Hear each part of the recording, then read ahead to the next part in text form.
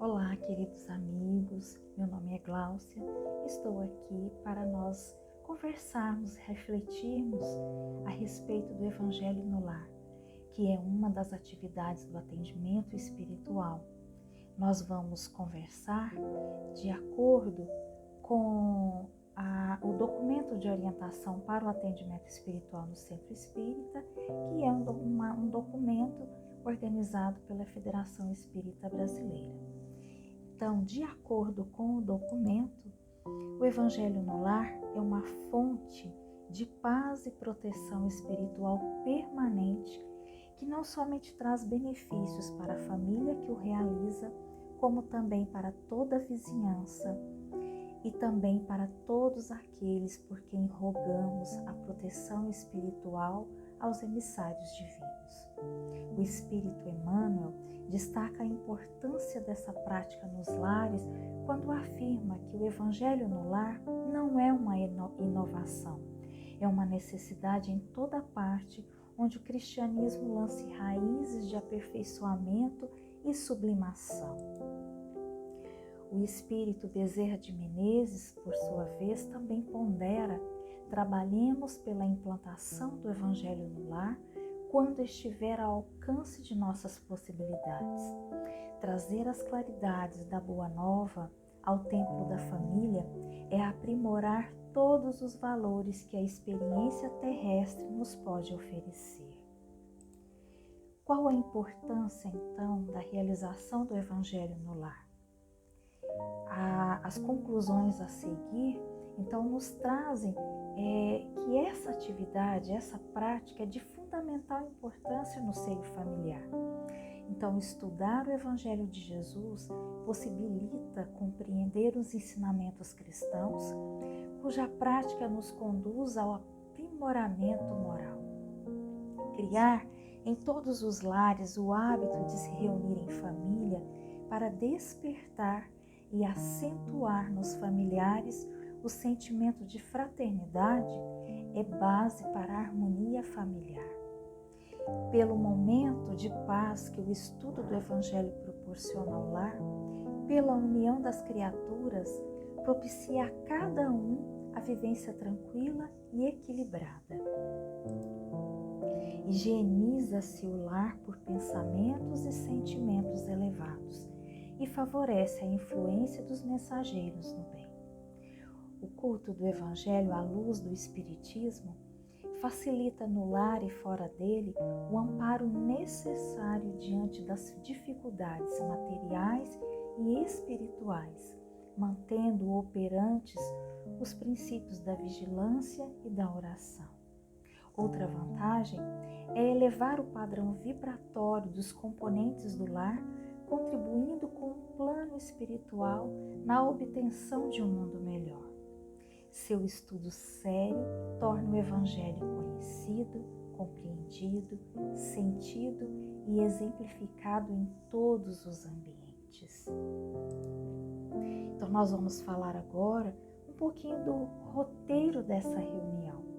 Escolha na semana um dia e horário em que a família possa se reunir durante mais ou menos 30 minutos. Crianças e jovens também podem participar.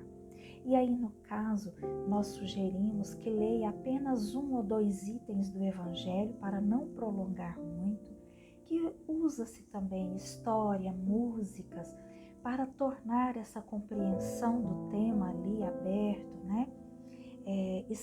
A explanação, para que todos possam compreender e participar. Quando ocorrer a presença de visitantes ocasionais, convide-os a participar. Caso não sejam espíritas, esclareça-os sobre a finalidade da reunião. A reunião também pode ser realizada por uma só pessoa, já que o roteiro a ser seguido é o mesmo. Sugere-se para o Evangelho no lar os seguintes procedimentos: início da reunião, prece simples e espontânea, leitura do Evangelho segundo o Espiritismo, começar desde o prefácio lendo um item ou 2 itens, sempre em sequência. Comentários sobre o texto lido devem ser breves e contando com a participação dos presentes, evidenciando o ensino moral aplicado às situações do dia a dia.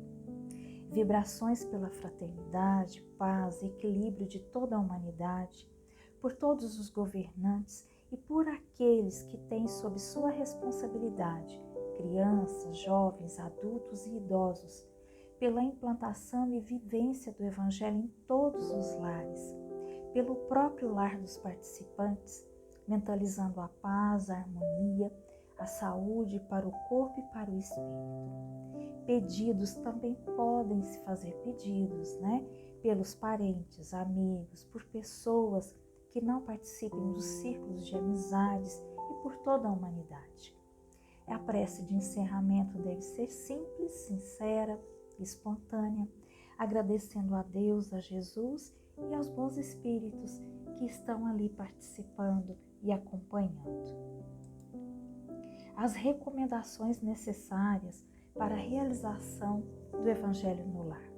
Escolher um ambiente na casa que melhor acomode a família e demais participantes da atividade.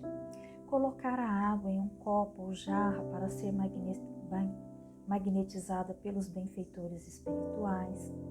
Abster-se de comunicações mediúnicas, não é o momento da prática mediúnica.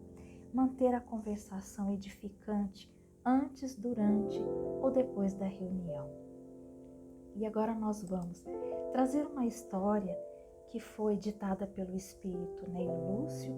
Quem psicografou foi o Chico Xavier, em que narra para nós que Jesus trouxe o primeiro evangelho no lar aqui na terra. Povoava-se o firmamento de estrela dentro da noite prateada de luar, quando o Senhor, instalado provisoriamente em casa de Pedro, tomou os sagrados escritos e, como se quisesse imprimir novo rumo à conversação que se fizera improdutiva e menos edificante, falou com bondade. Simão, que faz o pescador quando se dirige para o mercado com frutos de cada dia? O apóstolo pensou alguns momentos e respondeu hesitante. Mestre, naturalmente escolhemos os peixes melhores. Ninguém compra os resíduos da pesca. Jesus sorriu e perguntou de novo. E o oleiro? Que faz para atender à tarefa que se propõe? Certamente, Senhor, redarguiu o pescador intrigado. Modela o barro, imprimindo-lhe a forma que deseja. O amigo celeste, de olhar compassivo e fulgurante, insistiu. E como procede o carpinteiro para alcançar o trabalho que pretende? O orientador ou interlocutor, muito simples, informou sem vacilar. Lavrará a madeira, usará o enxó e o serrote, o martelo e o formão. De outro modo, não aperfeiçoará a peça bruta. Calou-se Jesus por alguns instantes e aduziu. Assim também é o lar diante do mundo. O berço doméstico é a primeira escola e o primeiro templo da alma. A casa do homem é a legítima exportadora de caracteres para a vida comum. Se o negociante seleciona a mercadoria, se o marceneiro não consegue fazer um barco sem afeiçoar a madeira aos seus propósitos, como esperar uma comunidade segura e tranquila sem que o lar se aperfeiçoe? A paz do mundo começa sob as telhas a que nos acolhemos. Se não aprendemos a viver em paz entre quatro paredes, como aguardar a harmonia das nações? Se nos não habituamos a amar o irmão, paz próximo, associado à nossa luta de cada dia, como respeitar o eterno Pai que nos parece distante? Jesus relanceou o olhar pela sala modesta, fez pequeno intervalo e continuou. Pedro, acendamos aqui em torno de quantos nos procuram a assistência fraterna, uma claridade nova. A mesa de tua casa é o lar de teu pão.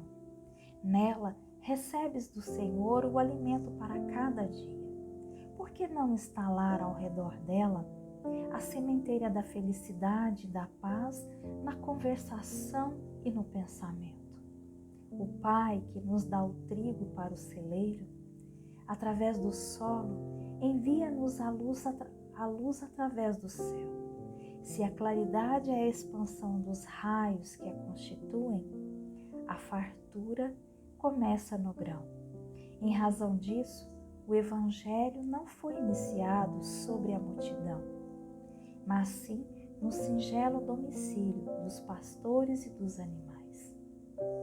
Simão Pedro fitou no Mestre os olhos humildes e lúcidos e, como não encontrasse palavras adequadas para explicar-se, murmurou tímido: Mestre, seja feito como desejas.